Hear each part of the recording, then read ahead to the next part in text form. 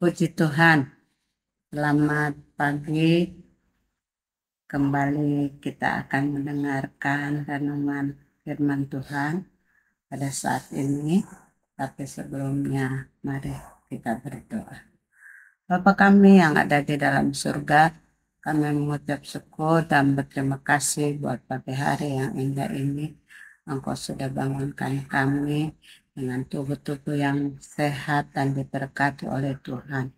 Sebelum kami melakukan segala aktivitas, kami mau serahkan hidup kami ke dalam tangan-Mu, dan biarlah kami juga akan mendengarkan kebenaran firman-Mu yang hidup dan berkuasa. Sebab itu kuduskan hamba-Mu, kuduskan kami semua yang mendengar juga, supaya firman-Mu itu boleh tertanam di dalam kehidupan kami, dan kami boleh tetap melakukannya dengan setia sesuai dengan firman-Mu. Terpujilah nama-Mu Tuhan. Kami siap untuk mendengarkan kebenaran firman Tuhan, dan berbicaralah kepada kami. Kami siap untuk mendengar. Terpujilah nama Tuhan. Dalam nama Yesus kami sudah berdoa. Haleluya. Amin.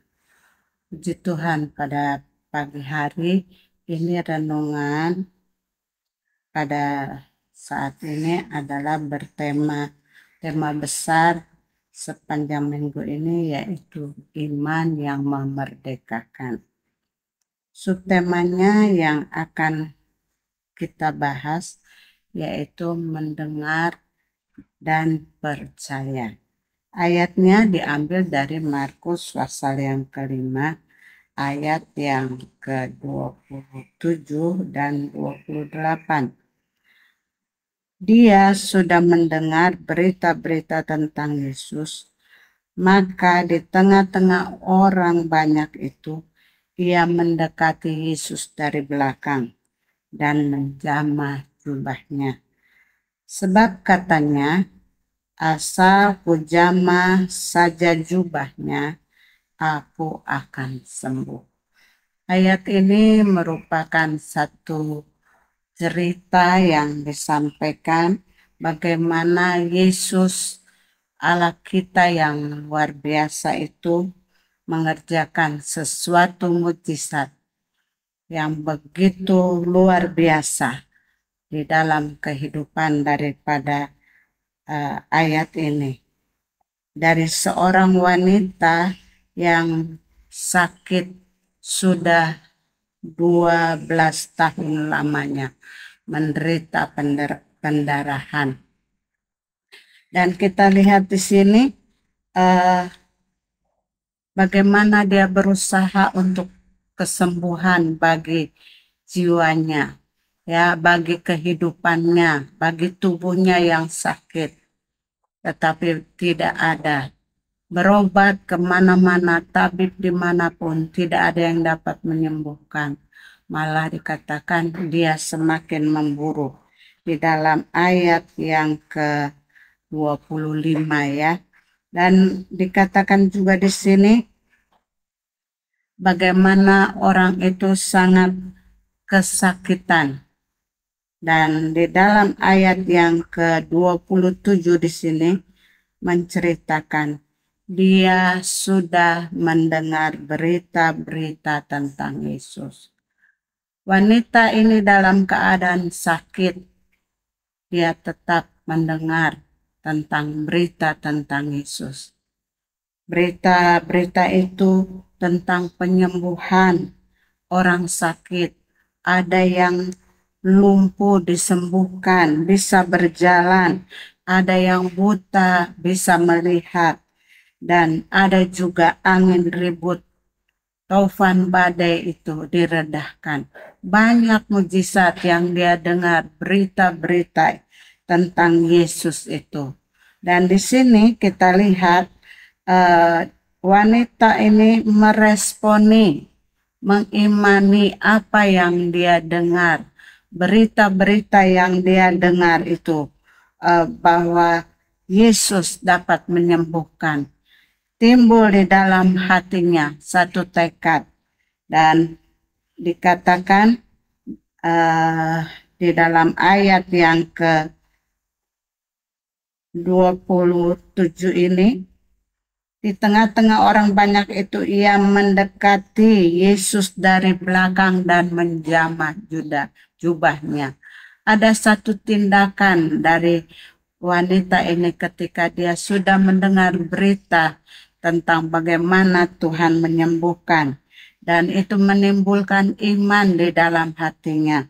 Di dalam Roma pasal yang ke-10 ayat 17 katakan, jadi iman timbul dari pendengaran, dan pendengaran oleh firman Kristus.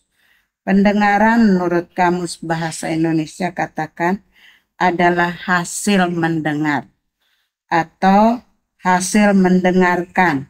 Jadi dari hasil mendengar firman Kristus itu mendatangkan iman yang disertai dengan perbuatan atau ada tindakan yang wanita itu lakukan.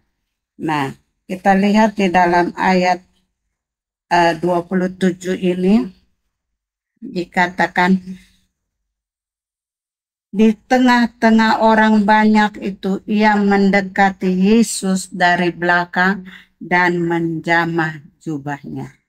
Dari dia mendengar dan dia mempunyai satu tekad untuk bertemu dengan Yesus. Pada saat itu dia menjumpai Yesus. Ya, dikatakan dia mendekati Yesus. Ada tindakan. Dia pergi untuk mendekati Yesus dan menjamah jubahnya dari belakang. Dan di sini kita lihat tindakannya bukan hanya sampai di situ saja, tapi wanita ini terus berjalan menjamah, karena dari situ juga ada satu tindakan, ada satu perkataan iman yang keluar dari wanita ini. Ayat 28 katanya, asal ku jamah saja jubahnya, aku akan sembuh. Itu satu perkataan yang membuat dia meyakini dan membuat kuasa Allah bekerja di dalam kehidupannya. Dan di dalam ayat yang kita tahu bahwa iman, tadi kita sudah baca, iman timbul dari pendengaran. Dan iman itu harus disertai dengan perbuatan. Dalam Yakobus pasal 2 ayat 17, Yakobus pasal 2 ayat 26 katakan juga, iman tanpa perbuatan adalah mati. Jadi iman itu harus disertai dengan tindakan dan perbuatan-perbuatan, dan itu mendatangkan hasil yang luar biasa. Ya, dia bertindak dan dia menjamah jubah Yesus, lalu dia katakan perkataan iman yang mendatangkan sesuatu yang luar biasa di dalam kehidupan wanita ini. Di sini dia katakan, asal ku jamah saja jubahnya, aku akan sembuh. Di sini kita dapat melihat ada perkataan iman yang keluar dari mulut wanita itu. Melalui perbuatan tindakan wanita ini mengajar juga kepada kita agar selalu ada perkataan iman yang keluar dari bibir mulut kita. Kita bertindak dan disertai dengan iman kita dan perbuatan kita dan tutur kata kita juga harus ada iman di dalamnya. Dan kita lihat dari kejadian ini, wanita ini melihat bagaimana dahsyatnya Tuhan. Penyakit itu juga menggambarkan suatu penderitaan yang membelenggu wanita itu. Juga seperti dosa yang selalu ingin membelenggu kita supaya kita jatuh di dalam dosa. Tapi kita bersyukur kepada Tuhan yang empunya firman dan kuasa itu. Kalau iman itu bekerja dalam kehidupan kita, kita akan lihat bagaimana pertolongan Tuhan yang dahsyat kepada wanita ini.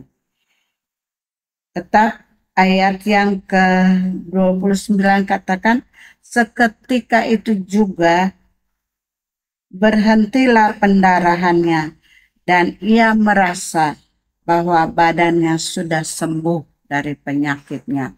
Puji Tuhan, saya tidak tahu keberadaan saudara pada saat ini. Entah saudara sedang terikat dengan belenggu dosa atau sakit penyakitkah, tetapi kalau kita melakukan kebenaran firman Tuhan, kalau kita mau mendengar dan percaya sungguh kepada firman Tuhan dan melakukannya, maka kita akan menerima kemerdekaan, kebebasan dari belenggu dosa. Sebab itu, mari saudara, biarlah kita boleh menjadi pelaku-pelaku kebenaran firman Tuhan, supaya kita bisa lihat kasih Allah, kemerdekaan, kebebasan dari dosa itu membawa kita untuk lebih hari lebih dekat kepada Tuhan dan lebih mengasihi Tuhan. Puji nama Tuhan. Kita akan masuk di dalam doa. Terima kasih Tuhan buat kebenaran firman-Mu pada saat ini yang sudah mengingatkan kepada kami bahwa penderitaan apapun yang terjadi dalam kehidupan kami, Tuhan yang sanggup membebaskan segala dosa dan kesalahan kami. Tuhan juga sudah menanggungnya di atas kayu salib, sehingga kami boleh bebas, kami boleh merdeka karena kemerdekaan yang daripada Tuhan. Terpujilah nama-Mu Tuhan. Kami mau masuki hari yang baru bersama dengan Tuhan. Biarlah firman ini menjadi penuntun di dalam kehidupan kami sepanjang hari ini, dan nama Tuhan yang dipermuliakan dan ditinggikan. Pujilah nama Tuhan, kami sudah berdoa dalam nama Tuhan Yesus Kristus. Amin. Puji Tuhan, selamat pagi, selamat Tuhan Yesus memberkati. Haleluya.